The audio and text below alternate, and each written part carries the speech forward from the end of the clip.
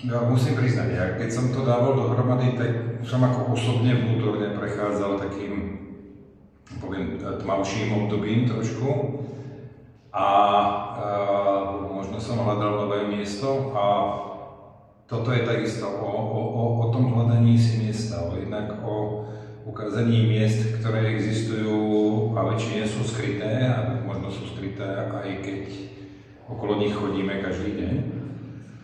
A potom tie miesta, ktoré sú skryté vnútri v nás. Tie miesta, kde sa možno fyzicky nachádzame, ale vnútri sme niekde úplne inde. Ja som to Jankom sériu poňal presne ako niečo zo mňa tiež, lebo síce fotím úplne iné veci, ale stále je to mesto, mestské reálie, stále je to o ľuďoch. A toto bol industriál versus niečo, kde človek nemusí byť, ale zároveň ho tam cítiť.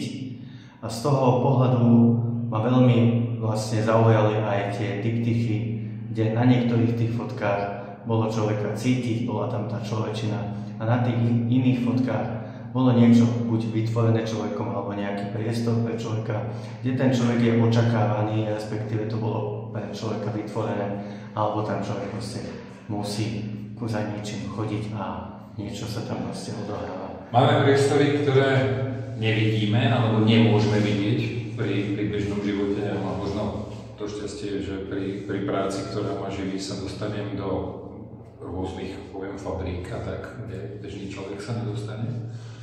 A zároveň